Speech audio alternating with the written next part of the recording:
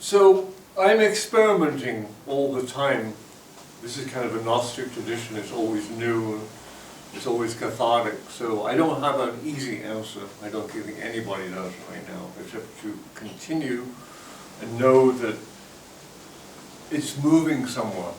But it's moving somewhere because I'm best at speaking it forward now. The research has been done. The word has been written. There's manuscript books that could be edited and studied for 20 years. But what I have now is my word and my experience. So I'm wondering whether it's going to be best to set it up as kind of an interview with filmmakers who want to come and be part of this project. Because I really love speaking on camera, on location. It just completes this cycle. But where I've moved so far in Egypt is many people have created material and then nothing's happened with it. And then they've even kept it and they've slighted their agreements. So I can't go back into that. I need conscious co-creation grounded in truth and integrity in a step-by-step process with people who want to be 100%. It doesn't mean we don't make mistakes, but we have to do this. There has to be a place for the elder wisdom to advise how to build a new round table. It comes under the Merlyn. So Pax Cultura, I'm an agent for the New Earth, and my experience is vast. My library vast. My work vast. Where did it come from? The collective unconscious, as Jung called it, in a language of symbols and archetypes. And when I was a young man, I was, for some reason, given to create this in a glass library. The first series I did was called the Grail Vision. So the Grail is a symbol of the myth of the original teachings of Christ and Mary. It's very symbolic and mythic. We can't understand it, but we can get pieces that lead us into the mystery. And that's what we're doing here, as pieces that remind us that there is something bigger in me. And it's available if I can spend some time nurturing it. So the thing, the travesty, I don't know if that's the wrong word, travesty, but the difficulty for me is everything has been received in silence in retreat. So my nervous system is extremely sensitive to vibration, because when I go up, I receive information, so I spend time.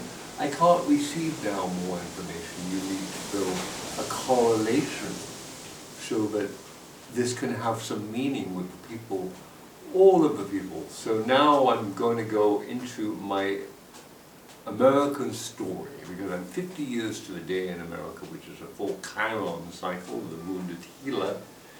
And in that time I produced 13 masterpiece series of glass to world patrons all over the world. The first series was called the Grail Vision and was a mandala I built in glass to do with the 12 stones of New Jerusalem. This is 40 years ago, basically, and then I did a journey through the archetypes in glass around the wheel, ending up with Scorpio with Thun the Eagle. Many incredible windows in that anthology. The collections in California, mainly, besides Paramount Patrons, the three main collections are in California. So I'm going to speak it out on camera, because this is how I can possibly get the information to the people that have served me already. In Scott Rhodes Center, he had a large house. He bought many of my last windows when I was living in my van with my collection, living in the mountains. And that anthology representing Mount Shasta, and the best of some of my windows are hanging. So with Scott Rhodes, R-H-O-D-E-S, I'm trying to be in touch with him to see if he wants to be in this round table, because he has a large part of his collection, and what's happening with those windows. With that anthology, Margaret Lorimer and John Beltry assisted me in creating, over 1 month, an incredible film library of all of that work is sitting with John. The relationship got broken because the contract wasn't correct for me, and I reacted, which has taken me on a long spin and journey, but I apologize, because I don't believe the way forward is in argument, but in mutual cooperation, now for something much bigger, which is future humanity, and it's definitely on my mind. So I'm trying to heal all my past relationships. In Mount Shasta with Beverly Shannon, I was commissioned to do a large piece for her, and basically, when I left America, I burnt all my bridges and vanished. So many of you haven't heard from me, because I've been 3 years in England and 3 years in Egypt, so 6 to 7 years. And forgive me, because I've been in deep research and deep healing. And now I bear the thing of knowledge and a little more humbleness to say I'm in service to the future. And I'm looking for those people who want to move forward and move into a mutual collaboration with a vision, but involves the mystery of 12 around 1 as a model, a new company, not for money, but for service. But the archetypal library of the glass can assist us.